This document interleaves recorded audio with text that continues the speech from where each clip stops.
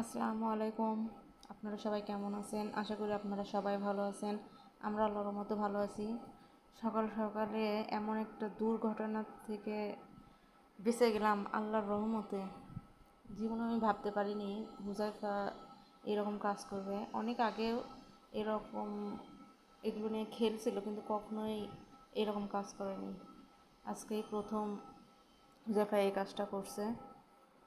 ও আমাদের একটা ছোটো মাটির ব্যাংক ছিল, সেই ব্যাংকটা ভাঙছিলাম, আর অনেকগুলো কয়েন পয়সা ছিল, সেগুলো নিয়েও কালকে রাতে খেলছিল। খেলার পরে আমি ওগুলো টেবিলের পর ঢাকনা দিয়ে ঢাকে রাখছিলাম। ও সকালে ঘুম থেকে আগে উঠে গেছে, উঠে যায় পয়সাগুলো নিয়ে খেলছে।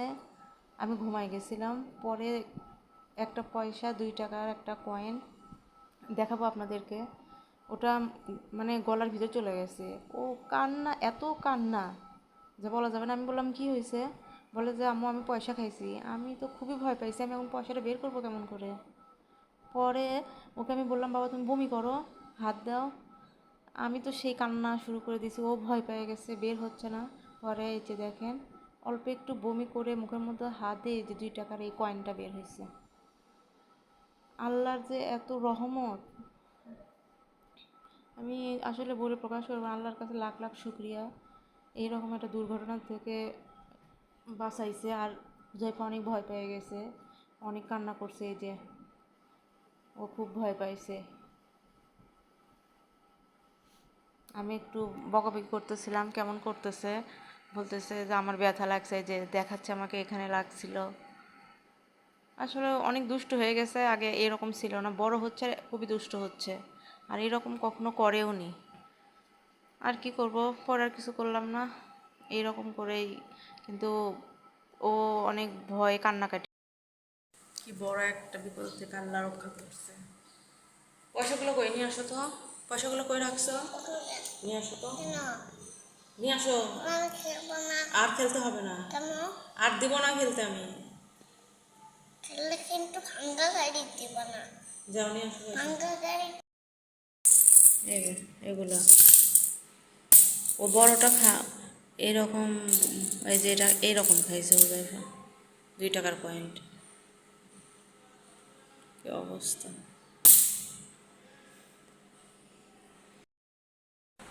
কালকে ডাল রান্না করছিলাম রাতে, আর যে রুটি ভাজলাম।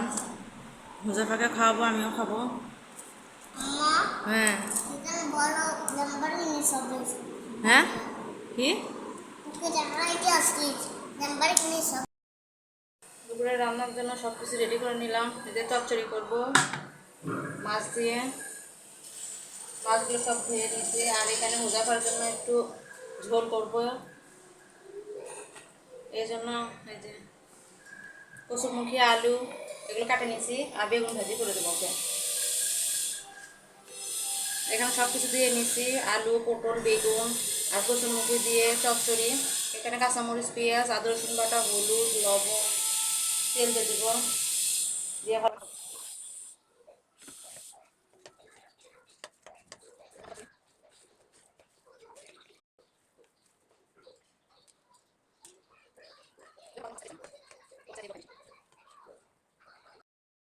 এদিকে তরকারি বসাইছি, এই যে তরকারিটা উঠাই দিচ্ছি।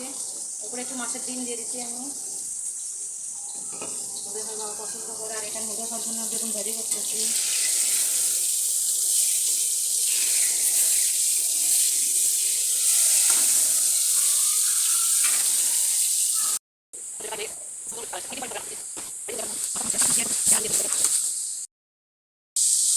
হুদার তরকারি ভুনা করতেছি,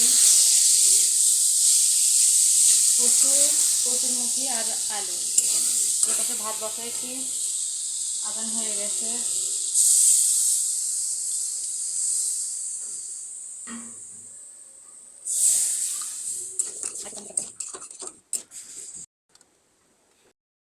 বাইরে আজকে এত পরিমাণে রোদ উঠে গেছে, খুব রোদ আজকে, অনেক রোদ।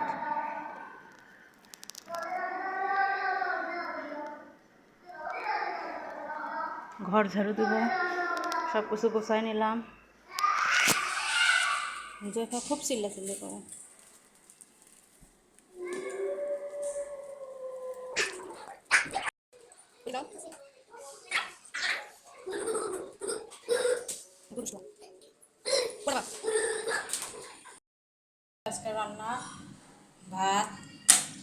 হুজাইফার জন্য তরকারি রান্না করছিলাম কচুরমুখী দিয়ে পাঙ্গাস মাছ, আর এটা আমাদের চচ্চড়ি। হুজাইফাকে ভাত খাওয়াবো, এই যে ভাত নিয়ে নিছি, বেগুন ভাজি, তারপরে ওকে গোসল করাই দিলাম। এই যে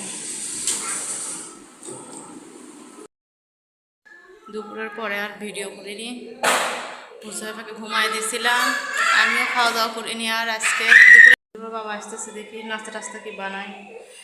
দিও না বেশি, দিও না, খাওয়া যাবে না।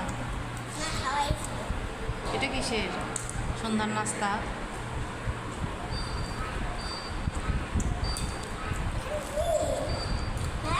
সবজি, লবণ কিছুই নাই।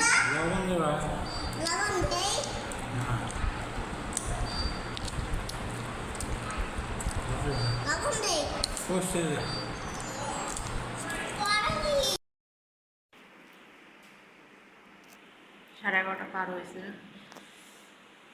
খাওয়া দাওয়া শেষ হয়ে গেছে আমাদের। আজকে ভিডিও আসলে তেমন করিনি, মনটা তো ভালো ছিল না, হুজাইফাকে নিয়ে একটু টেনশনেই ছিলাম।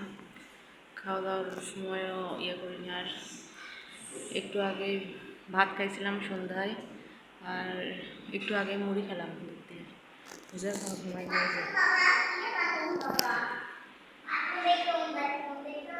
ভিডিওটি আজকে পর্যন্ত। আল্লাহ হাফেজ।